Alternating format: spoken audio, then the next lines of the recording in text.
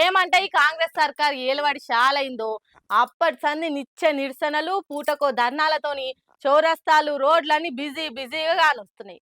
మరి అందరు చేసే తీర్లా మేం చేస్తే మా గోస ఎవరు పట్టించుకుంటారు? మామూలుగా చెప్తే ఎందుకు తిప్పలు తీరుస్తారని ఇగో ఈ తీర్ల కోపం చూపించి అలా బాధని చెప్పిర్రు ఇట్లా. కష్టాలు తీరాలనంటే కంకణం కట్టుకొని పని చేస్తేనే కాదు, చీర కట్టుకొని కూడా చిక్కులు తీర్చమని చెప్పొచ్చు అని చూపించింది. ఫ్రీ బస్ స్కీమ్ చేయంగా వరంగల్ జిల్లా వర్ధన్నపేట ఆర్టీసీ బస్సులల్లా దివ్యాంగులుగా మేము కూసోవాల్సిన మా సీట్లల్లో కూడా ఆడోళ్లే కూర్చుంటుర్రు. జర లెవ్వురమ్మా అన్నా కూడా అయినకుంటా మాతోనే లొల్లి పెట్టుకుంటుర్రు. మాకు 3 సీట్లు పెట్టాలని డిమాండ్ చేసుకుంటా చీరలు కట్టుకొని నిరసన చేసింది ఇట్లా.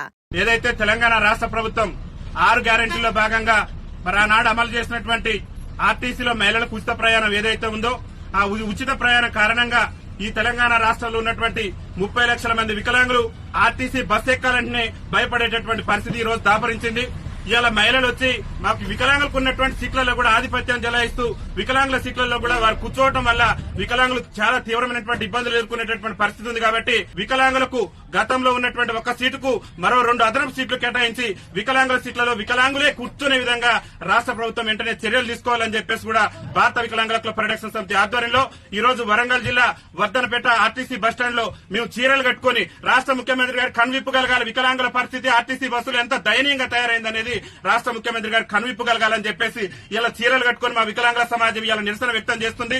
ఈ నిరసనతోనైనా రాష్ట్ర మంత్రి గారికి రాష్ట్ర ముఖ్యమంత్రి గారికి కనువిప్పగలిగి ఆర్టీసీలో అదనంగా వికలాంగులకు మరో 2 సీట్లు కేటాయించి ఆర్టీసీలో వికలాంగుల సీట్లలో సకలాంగులు కూర్చుంటే ఆ సకలాంగుల మీద క్రిమినల్ కేసులు నమోదు చేసి వికలాంగుల సీట్లను వికలాంగులకే కేటాయించే విధంగా రాష్ట్ర ప్రభుత్వం చర్యలు తీసుకోవాలని చెప్పేసి భారత వికలాంగుల హక్కుల పరిరక్షణ సమితి ఆధ్వర్యంలో మేము ఈ నిరసన కార్యక్రమాన్ని చేపట్టడం జరిగింది. పాపం ఎంతకన్నా ఓపిక పడతారా వాళ్ళు కూడా చూసి ఓపిక చచ్చిపోయి ఇగో ఇట్లా బస్సు ఎక్కి బాధలు చెప్పుకుండు. మరి ఓ పథకం పెట్టినప్పుడు వెనక ముందు ఆలోచన చేసి ఎసోంటి తక్లీఫ్లు వస్తాయని ఆలోచన చేయకుండా స్కీములు నడిపిస్తే ఇగో గిసోంటి అయితే అనుకుంటా మాటలు అనబట్టిర్రు. ఆర్టీసీ బస్సుల నిత్యయితున్న రోజులు చూసి ఫ్రస్ట్రేషన్ పెరిగిన ప్యాసింజర్లు. మరి గోస చూసినాకనైనా సజ్జనార్తో సహా పెద్ద ఆఫీసర్లు ఏమన్నా ఆలోచన చేస్తారో చూడాలి. ఏ మాటకు ఆ మాటే అన్నిసార్లు కాకుండా కొన్నిసార్లు జగ్గారెడ్డి ఉన్నట్టు మాట్లాడతాడు. దాంతోని కొన్నిసార్లు సొంత పార్టీ కాంగ్రెస్ వాళ్ళే కల్లేర చేసినా గానీ కరెక్టే మాట్లాడినా తప్పేముంది అని అన్నట్టే చేస్తుంటాడు.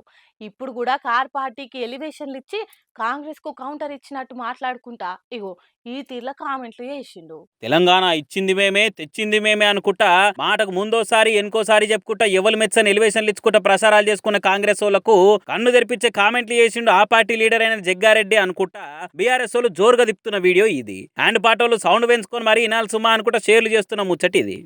తెలంగాణ ప్రజలు కాంగ్రెస్ని 2014 తర్వాత 2018లో టిఆర్ఎస్ గవర్నమెంట్ రావడానికి కారణము తెలంగాణ ఉద్యమంలో వాళ్ళు ముందున్నారు కాబట్టి ప్రజలు వాళ్ళకు అవకాశం ఇచ్చారు. ఇది అసలు కథ. తెలంగాణ ఉద్యమంలో గులాబీ పార్టీలు ముంగటుండి తెగిచ్చి కొట్లాడిరు కాబట్టి పబ్లిక్ వాళ్ళకి 2 సార్లు ఛాన్స్ ఇచ్చిరని కుద్దు జగ్గారెడ్డి ఎంత ముద్దుగా చెప్పిండు. మరి కార్ పార్టీలు ముంగటుండి లడాయి చేసిర్రు అని అంటే కాంగ్రెస్ వాళ్ళు ఎన్నుకున్నారన్నట్టే కదా అనుకుంటా లాజిక్లు తీసి ఈ వీడియోని షేర్ చేస్తారు బీఆర్ఎస్ కార్యకర్తలు. బయట వాళ్ళు ఎవరో ఈ మాటలు అనగానే వాళ్ళు గులాబీ పార్టీలను స్టాంప్ వేసేటోళ్ళు కదా.